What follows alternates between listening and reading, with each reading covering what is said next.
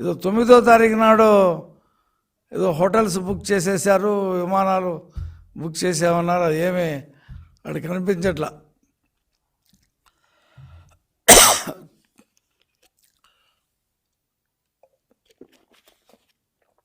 తొమ్మిదో తారీఖు నాడు చంద్రబాబు నాయుడు గారు ముఖ్యమంత్రిగా అమరావతిలో ప్రమాణ స్వీకారం చేయటం ఖాయం. విశాఖపట్నంలో కూడా జగన్మోహన్ రెడ్డి ప్రమాణ స్వీకారం చేస్తాడు. ఎలాగా? ప్రతిపక్ష నాయకుడుగా. అవి కూడా వస్తాయో తెలియదు. వస్తే ప్రతిపక్ష నాయకుడుగా విశాఖపట్నంలో వీళ్ళు చెప్పిన ముహూర్తం ప్రకారంగా అక్కడికి వెళ్ళి ఆ బీచ్లోనూ ఎక్కడో ప్రమాణ స్వీకారం చేస్తాడేమో. మరి ఆ పేటీఎం బ్యాచ్ అంతా అక్కడికి వెళ్తారనుకుంటా ఆ ప్రమాణ స్వీకారం చూడటానికి. అదే జరిగేది, ఇంక అంతకు మించి జరిగేదేం లేదు. ఖబర్దార్, ఒళ్ళు దగ్గర పెట్టుకోండి. పేపర్ ఉంది కదా అని చెప్పి ఇష్టం వచ్చినటువంటి వార్తలు రాస్తే ఊరుకునేది లేదు. 4వ తారీఖు తర్వాత మీకు తత్వం బోధపడుద్ది కదా, అప్పుడు మేము తీసుకునే చర్యలకి రెడీగా ఉండండి. అందులో ఏమీ సందేహం లేదు. రెండోది ఏంటంటే, ఆల్రెడీ దీని మీద మల్లాది విష్ణు గారు ఎన్నికల అధికారికి ఫిర్యాదు కూడా చేశారంట. మరి ఏం ఆధారాలు ఉన్నాయో, ఏ ఆధారాలతో ఫిర్యాదు, ఈ చిట్టం వెంకటరెడ్డి చెప్తా ఉన్నాడు. మొత్తం ఏ ఆధారం నేను డిమాండ్ చేస్తూ ఉన్నా. చంద్రబాబు నాయుడు గారు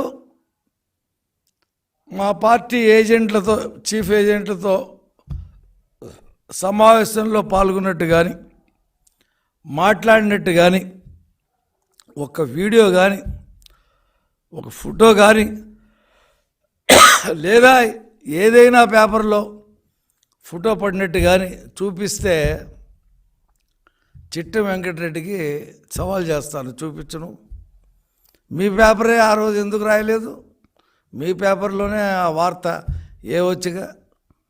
అంటే ప్రతిదానికి కౌంటర్, ప్రతిదానికి చేతిలో అధికారం ఉంది కదా, పోలీసులు ఉన్నారు కదా, డబ్బు ఉంది కదా అని ఇన్నాళ్ళు ప్రతిదానికి. ఇప్పుడు కూడా నిన్నటి వరకు పోలీసులను వాడుకున్నారు, ఇవాళ పోలీసులను విమర్శిస్తూ ఉన్నారు. ఎన్నికల అధికారి మీద, ఎన్నికల సంఘం మీద మాట్లాడటం. ఎన్నికల సంఘానికి మేము కూడా చెప్తాం, ఈ తప్పుడు వార్తలు రాస్తున్నారు దీని మీద అని చెప్పేసి. సజ్జలదే క్లియర్గా మేము వీడియోతో పాటు ఇచ్చాం, పెన్ డ్రైవ్లో, పేపర్లో కూడా వచ్చింది, అవి కూడా కట్టింగ్స్ ఇచ్చాం. దాని మీద కేసు నమోదైంది. ఖచ్చితంగా రేపు 4 తర్వాత శరవేగంగా కేసు వెళ్తుంది. మొదటి అరెస్టు బహుశా సజ్జలదే అవుద్దేమో, భోణి. ఎందుకంటే ఆల్రెడీ ఆధారాలతో పాటు ఎన్నికల కోడ్ని ఉల్లంఘించి, రూల్స్ని ఉల్లంఘించి రెచ్చగొట్టే మాట్లాడినటువంటి ఇది ఉంది కాబట్టి ఖచ్చితంగా జరుగుద్ది.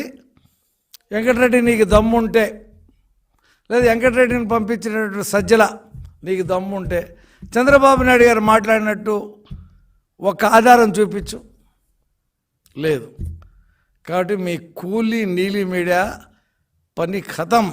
రేపు 4తో ఈ అబద్ధాల సాక్షి రోత పత్రిక సంగతి మేము చూస్తాం.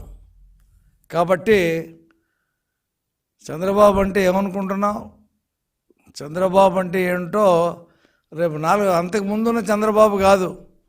ఈసారి మీరు చేసినటువంటి వేలాది తప్పులు, 100 తప్పులకే శిశుపాలుడికి శిరస్సు వధించాడు ఆ రోజున కృష్ణుడు. మీరు వేలాది తప్పులు చేశారు కాబట్టి చాలా పెద్ద చర్యలు తీసుకోవాలా. రెడీగా ఉండండి, అందులో సందేహం లేదు.